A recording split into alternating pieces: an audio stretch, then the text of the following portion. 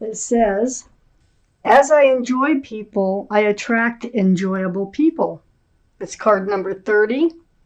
So I will read it to you. It says, I want great relationships.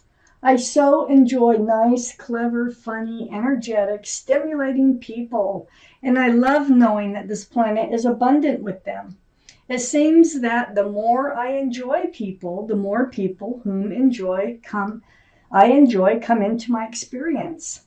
I love this time of spectacular creation.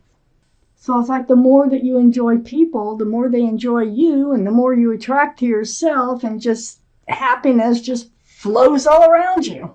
So I love that. That's really, really nice advice. So I have the Hermit surrounding your entire reading.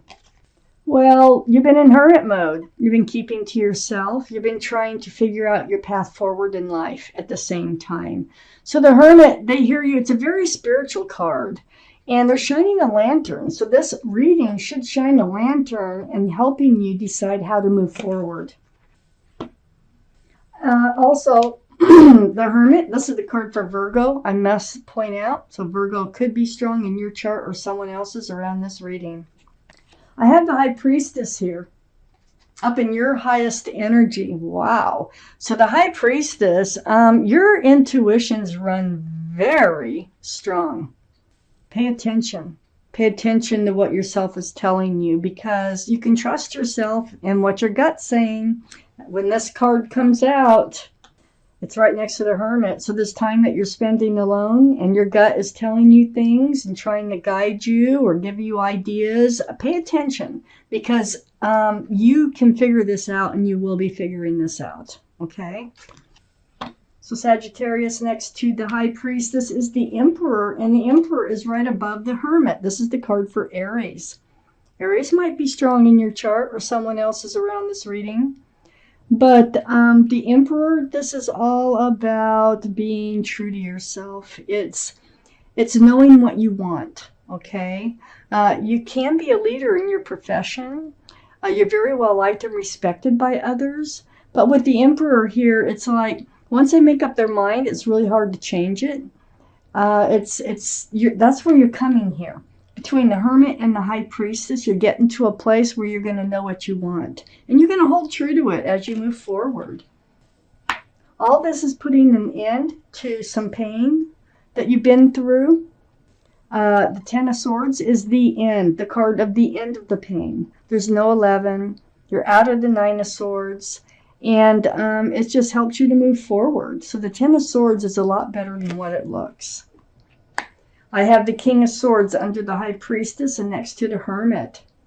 Very mature energy. The Kings and Queens, they're all male or female. All cards are male or female. And the Kings and Queens are very mature-minded. The Emperor is very mature-minded. There's a few cards here that are just very mature thinking. So you're going to go forward with your sword up. This is part of what you're telling yourself. Ask the truth, seek the truth and clarity. Don't just take somebody's word for everything. That doesn't work. Actions a lot of times do speak louder than words, but words help, because you are going to seek that truth and that clarity in moving forward. This is to prevent you from being in the Ten of Swords. So you enter this place of the King of Swords. Libra, like I say, Libra, Gemini, or Aquarius. It might be strong in someone's chart here. And it's next to the Hermit, which is a card for Virgo. We have a lot going on in here as far as we've got Aries, we have air signs, we have the Hermit, which is Virgo. But we also have the World, and it's next to the Hermit and under the Ten of Swords. So the end of all that pain and suffering is going to allow you to move into this place of this new life cycle. So, you know that you want to move into this new life cycle, and you do go forth knowing what it is, what you want. So you're it's like taking another chapter in your life, okay? This is what's happening. So the end of this chapter, the Ten of Swords, the beginning of another chapter. I have the Ace of Cups under the King of Swords. This is what you're on guard about. You're not going to accept just anybody's cup of love, but this is a lot of love. This is what you have to offer. And if somebody's going to present themselves as if they might have this cup, you're going to see the truth. You're going to find out the truth about it before you accept it. Period. You made up your mind. You're the emperor. You made up your mind. And so you have a lot of love that you can offer. It is right next to the Devil card, which is under the Hermit, which is the card for Capricorn. So Capricorn might be strong in someone's chart around this reading. But this is toxic energy, completely different than Capricorn. But the energy, look at, there's two figures here. So there could have been a third party. There could have been a third energy of some sort. Could be anything from addiction to an interfering person, okay? There's that pentacle for security and stability. And what they do is they prevent that pentacle from coming forward because of the toxic energy that this card can create. So the card itself doesn't create it, but it's showing us that this is, why you have problems with love. This is why you're in a place of spending time to yourself and wondering, what your future looks like and moving forward and how you want to move forward. And, putting the end to all this pain is because of this toxic energy was in your life. I have the King of Cups here next to the Devil and under the World card. Another king. Wow. Very mature energy. You have a huge cup, like I say, here.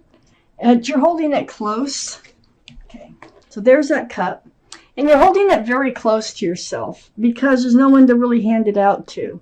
I think you were handing it out to someone here who was toxic to you. And that's what you had to get over. Now, let's see what the second part of this reading says, because I know you're moving forward. I know you're moving into a new life cycle. I know that you're very strong-minded. You now know, as we go through this reading, what you want. So I have the Nine of Wands right next to the Ten of Swords. So the end of the Nine of Wands is coming up too. This past relationship was a heavy burden. You might have had a lot of fresh starts and new beginnings with this person. And it just feels like you're always guarding the relationship. It got to be too much. It got to be too heavy, and you are going to let it go because it's next to the Ten of Swords. I have the Four of Swords next to the Nine of Wands. Yeah, this is, again, being in solitude. Like, keeping to yourself, doing meditation, praying, soul searching, and you're letting those swords of truth and clarity come to you. That's what the High Priestess says. It's like, let them come to you, because what you think is what is real, okay? So trust yourself, and this is what's happening. So you are healing. It's a very deep healing card. I have the Knight of Swords next to the Four of Swords. Yeah, you're going to take action in moving forward. Once you decide how you want to move forward, you're going to do it. You're going to take that action, and you're definitely going to have your sword up in doing it. Looking for that truth and clarity.